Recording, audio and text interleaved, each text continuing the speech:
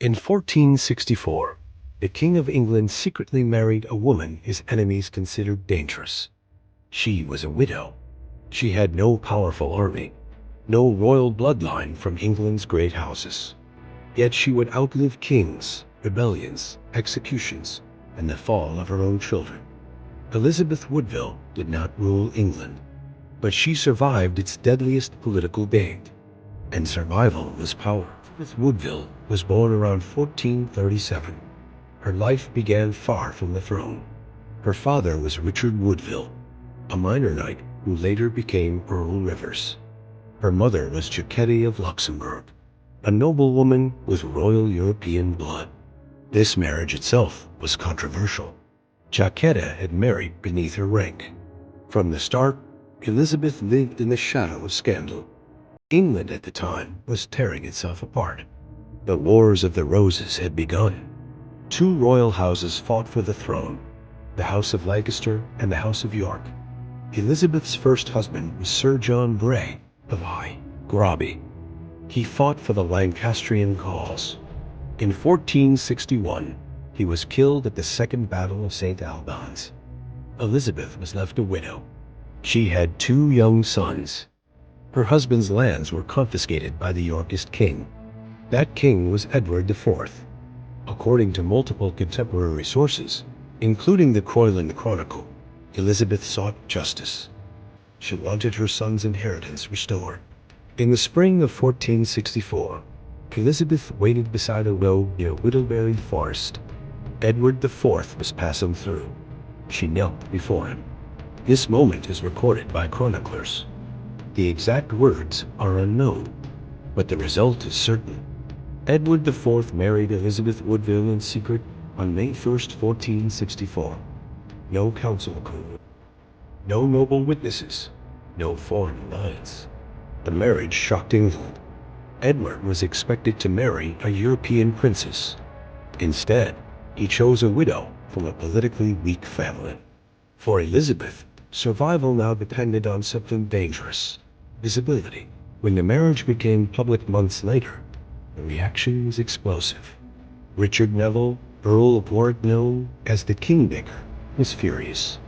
He had been negotiating a French alliance through marriage.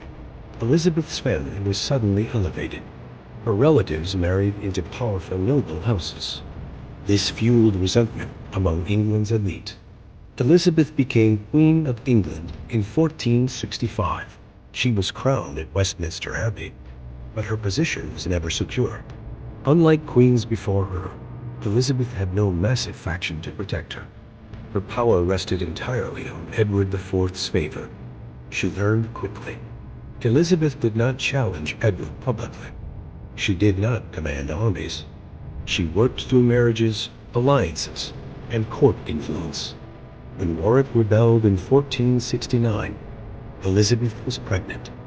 Her father, Earl Rivers, and her brother John Woodville were captured. They were executed without trial. Elizabeth survived. When Edward IV was briefly overthrown in 1470, Elizabeth fled to sanctuary at Westminster Abbey. She gave birth to her son, the future Edward V, inside the abbey walls. Sanctuary saved her life. It was a legal protection recognized by church law. Elizabeth understood the rules, written and unwritten. She waited. Woodville's story ends quietly. No dramatic execution, no battlefield death, no public trial. That, in itself, was her final victory. By the late 1480s, England was exhausted by war. Henry VII ruled cautiously. He distrusted former power players, including Elizabeth Woodville. Her removal to Bermondsey Abbey in 1487 marked the end of her public life. She was not imprisoned. She retained a household. She received an income. But she was watched. Elizabeth accepted this without protest. This was survival again. Many medieval queens ended their lives violently. Isabella of France died isolated. Margaret of Anjou died impoverished and broken. Anne Neville died young and powerless. Elizabeth Woodville died respected, legitimate, and remembered. She was buried beside Edward IV at St. George's Chapel, Windsor. A queen, again in death. Her greatest achievement was not political dominance. It was continuity. The Tudor dynasty presented itself as new, but its legitimacy rested on Elizabeth Woodville's bloodline. Without Elizabeth of York, Henry VII would have ruled as a conqueror only. With her, he ruled as a king. Elizabeth Woodville never wrote political theory. She left no memoir, no letters explaining her strategy. But her actions reveal the unwritten rules of royal power. Power is not always loud. Survival can be influence. Legitimacy outlives force. Kings fell by swords. She endured by patience. Her enemies controlled armies. She controlled time.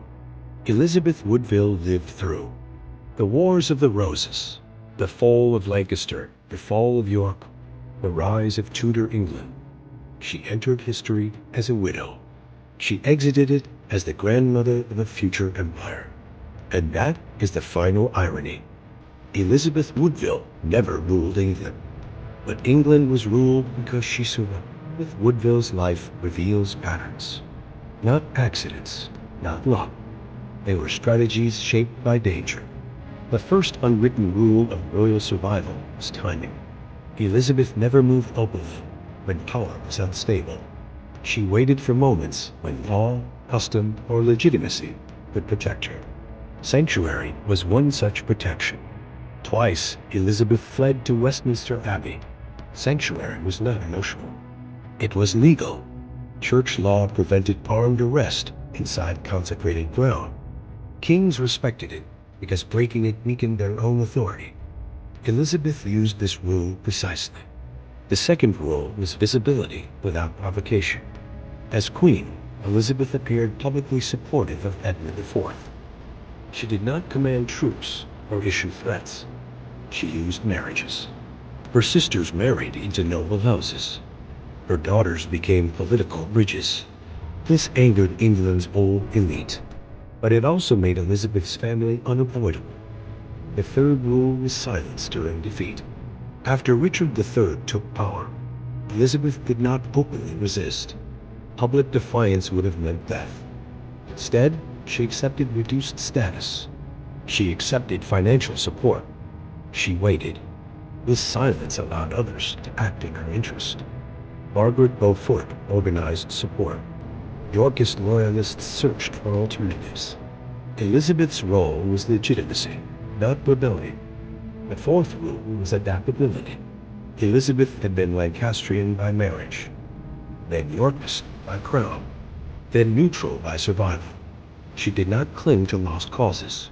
She moved where survival pointed. Historians note that Elizabeth never publicly accused Richard III of killing her sons. This was deliberate. Accusation without proof would have ended her life. Instead, she allowed uncertainty to work against Richard. Rumors spread without her speaking. The final rule was acceptance of loss. Elizabeth Woodville lost almost everything: her sons, her brothers, her political power. But she preserved lineage. Through Elizabeth of York, her bloodline became royal again. Her grandson, Henry VIII, would rule England. Elizabeth Woodville never saw that reign, but she made it possible. She is often remembered as controversial, as ambitious, as a woman who raised her family too high. But history shows something else. She understood power without possessing it. She survived kings who ruled by force, and she outlasted them all. She remembers kings who conquered, but it forgets the women who endured. Elizabeth Woodville taught a dangerous lesson. In royal politics, the crown does not always win. Sometimes survival does.